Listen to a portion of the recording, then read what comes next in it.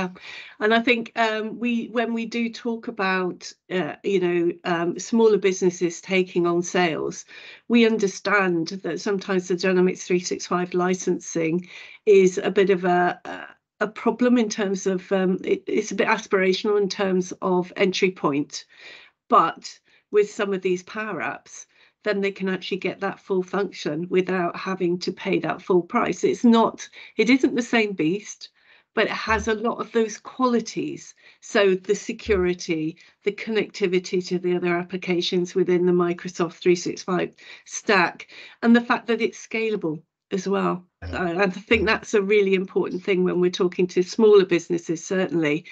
And I know that it's not just sales we're talking about there, is it? I mean, you mentioned case management, which actually is slightly. I mean, when we were first looking at Dynamics 365 CRM, there weren't cases in that. That was in customer service, which came later. Yeah. But now you can actually see cases within Dynamics 365 sales out of the box, and that's just considered part of your kind of account management. You want to know if a business that you're looking after, from a sales perspective, if they're having issues, and if they're having regular issues, then you want to know that before you get on the phone to them and ask them to buy the next shiny, whatever that might be. Yeah. But there are very specific applications, aren't there, that would take care of things like case management, which you mentioned earlier. Yeah, I think a couple of key points you made about there. This whole thing about you get on the bus and you can go different places with it. So accounts and contacts are primary entities within the Dataverse. So if you start off with a third-party application, but your accounts and contacts are in there, if you then move up into perhaps Microsoft sales, Dynamic sales, that's fine. The accounts and contacts go with you. They're part of that. Now, I agree with what you're saying. To some smaller businesses, the upfront cost of some of these apps looks prohibitive. I would argue against that, actually. I mean, I would never discourage somebody from going in at an entry level. In fact, we're talking again with a customer yesterday. They have great expansion plans, but in terms of what they want to do, but they have to, for financial reasons, start small. That's great. So we're giving them a little entry point. Get in there, get some usage out of it, get some benefits, get some cost savings, get some efficiencies, add another piece, move on, and so on. Yeah. But in actual fact, if you look at the cost of something like Microsoft Dynamics sales, it's equivalent to the cost of a Starbucks coffee every working day of the month, right? If you assume it's about 22 working days a month.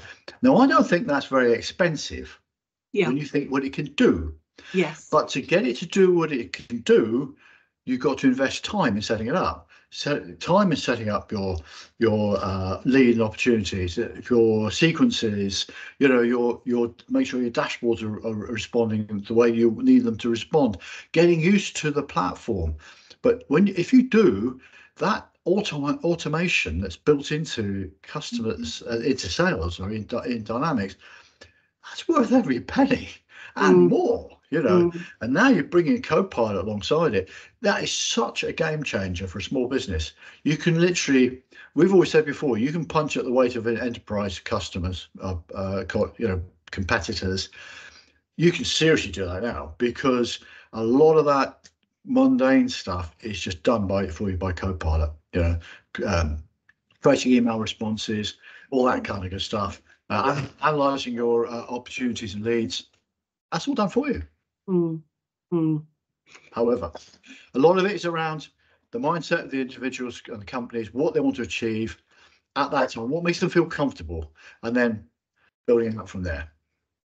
And I guess I think those are really good points there, Ian. And you have to put the cost of the licensing into that type of perspective, really, isn't it, in terms of value?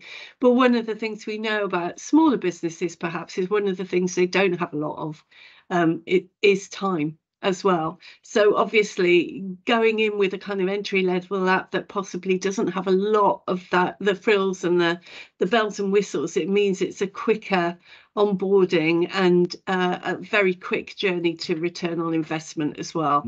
So that might be one of the ways that it will work for them. I think I'd also like to mention that the fact is it's this integration piece, isn't it, that's also so valid as a part of this whole kind of Power App boom that we're seeing now.